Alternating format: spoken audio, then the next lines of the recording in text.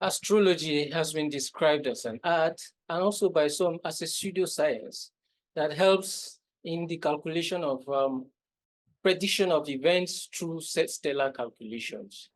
Um, crystal ball gazing, on the other hand, is a fortune telling that verges on the mystical. And we're not about to discuss astrology or fortune telling. We're just introducing the title of our column on Conversation with Azu today, which is titled What You Might Expect in 2024. Azu, the award-winning columnist, is joining us live via Zoom, I beg your pardon, all the way from Lagos to discuss what he thinks we should expect in 2024. Compliments of the season, Azu. Compliments of the season to you, Julius. It's a pleasure to be here again. All right. Let me just start straight away, and by beginning this way. Astrology or crystal ball gazing, which one are you inclined to? Well, neither. But quite interesting, the distinction that you made in your introduction between astrology and stargazing. But I am not inclined to either. What I have tried to do in the last 4 years is just to look at the trend of events, take advantage of history and also some contact that I have, and the benefit of a job that I have done for nearly 4 decades to, just hazard a guess, if you like, or make a forecast about what might happen in the new year. Okay, and you have grown in predictive confidence since 2019. And in fact, even 2019, if you go back to 2014 or thereabouts, you had predicted that President Muhammadu Buhari or ex-President Muhammadu Buhari was going to win the elections. In 2019, again, you repeated the same forecast that he was going to win the elections. What makes you so sure-footed in all these predictions? Again, I think it's a matter of relying on the whole on the probability of outcomes based on the facts that you know. So that exactly is what happens. It doesn't mean, well, you have pointed out a number of cases where I got it right. I've also had eggs thrown in my face on a few occasions. But on the whole, human beings are a function of habit. And you take time to study events a bit carefully. And you also have contacts in a few places who can give you an idea of what is coming up. You might be able to roughly get an idea about how things will shape up, especially in politics, economy, and in business. I don't go into the more dangerous area, which is life and death predictions. All right. I want to draw you back right now into the facts and, should I say, figures in your column. Politically, you believe opposition parties will be further fragmented in 2024. You don't believe that recent attempts to unite or form what has been severally described as a third force will see the light of day?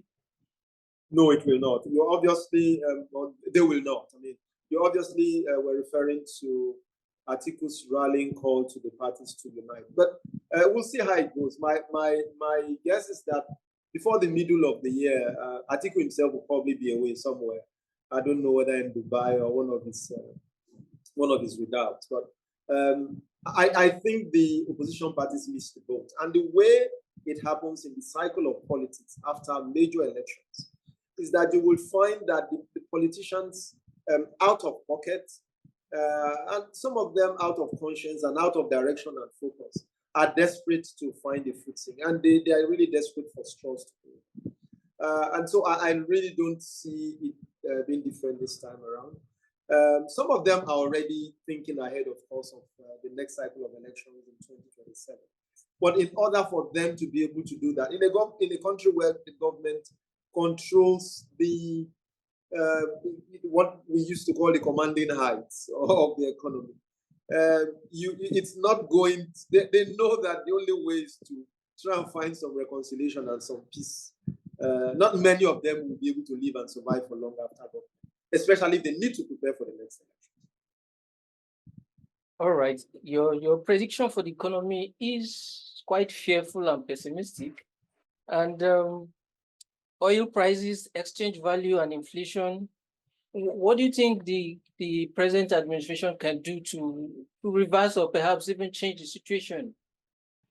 I don't know if the government can do much about that. You know that we depend largely on earnings from oil and gas, to pay our bills. So I don't know whether there is much that the government can do.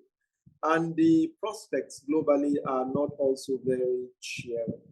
3 or 4 African countries are defaulting, are declaring sovereign default. It's not going on well in Argentina. But some of these are long-standing problems carried over from the COVID days and supply chain problems and so forth and so on. But they are obviously compounded by the commodity, the problem with that, with being major commodity exporters, which we are not adding value to. I don't know what the government. I suspect that the government is going to rely a bit more on taxes and levies. A little bit whispered to me that the FIRS, for example, is preparing a system where it can automate invoices. Automated invoices will enable the government to collect the VAT upfront, because that's also a major leakage area. So if invoices are automated, which may also be the case in 2024, then government may be able to collect some more revenues upfront, in the form of VAT and some other revenues. But as far as the economic prospects are concerned, our earnings from oil and gas, they're not going to be great for all sorts of reasons. And, the government is in a really, really tough spot. And I guess we all have to brace up for a bumpy ride. All right, and you also referred to 2 major elections in the leading countries of the world coming up in 2024, the United States and the United Kingdom. And you're predicting that Donald Trump will be retired, and perhaps Rishi Sunak, the British Prime Minister, will also make his exit. What are the likely implications on this in global politics generally? Well, Rishi Sunak, I think, has run his race.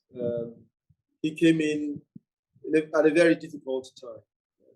I think, as far as the British establishment is concerned, Sunak has run his race. It's sunset for Sunak, actually, for all sorts of reasons, but largely because of a resurgence of the right of British politics, if there's anything like that.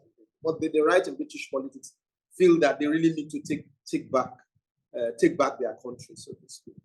So it doesn't matter how desperately it tries, although things like the Tory party's policy on immigration, they say it's not working because people are unhappy about Rishi Sunak's policy on immigration. It's not being able to meet the target that he set for himself. They're having problems also, I suppose, with cost of living crisis, major cost of living crisis, which a number of Brits think is down to the fact that foreigners are stealing their jobs and all of that.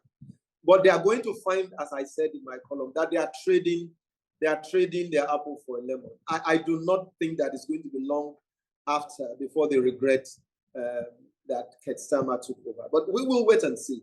As for what is shaping up in the US, the US is a very interesting country. In other parts of the world, with all the sort of scandals dogging Donald Trump, he will not have had a chance, not a cat's chance in hell, to be out there campaigning. But all of those things appear to be playing in his favor. But we'll see how far it goes. I think America has had enough. 4 years were enough for one monster moment for the US. And I do not think that voters, when all is said and done, and with the benefit of what happened in the 4 years under Trump, it's very, very unlikely. It's going to be quite chaotic. and Trump will go all out and claim all sorts of things. But it's the same old Trump, you know, and I don't think this is going to play its way. You know. All right, and finally, given all of these, do you think Nigerians have reason to have hope in the year 2024 under the Tinubu administration? Well, interesting. There was a survey that I saw online that's of the hope, what happened in, I think in 2023, they said about 20 or 30% of those who were polled said they were unhappy with their lives, and a far larger number, about 70% or so, said they were unhappy with the direction in which their countries were going. So people were obviously more unhappy with the government than they were unhappy with themselves. But let's see what happens in 2024 as far as Nigeria is concerned. I think that after about 7 months in government, the Tinubu government will most likely be a bit more sure-footed in taking decisions. But we will also need to see more examples, especially since the government is going to be calling on people to tighten their belts and going to be talking about more difficult times ahead. We would need to see better examples of that in the way government is run. But I think that looking back after 7 months, 7 very turbulent and difficult months, I'm sure that the Tinubu government will be in a far better place to take decisions that hopefully perhaps in the first quarter, the last quarter of 2024, early 2025, we will begin to see the results. Thank you. All right. This is about our last episode for the year on Conversations with Azu. I will immensely thank you for maintaining faith with us. Please visit our page on azuishekwene.com, subscribe, like, and share our content. We wish you a very happy 2024 in advance. And thank you for coming on the show, Azu. Thank you very much for having me. And let me also say, in spite of whatever people may have read, I mean, let's just go out there and make the most of the new year. It's often not as bad as it seems. Thank you very much for having me. Bye for now. Thank you.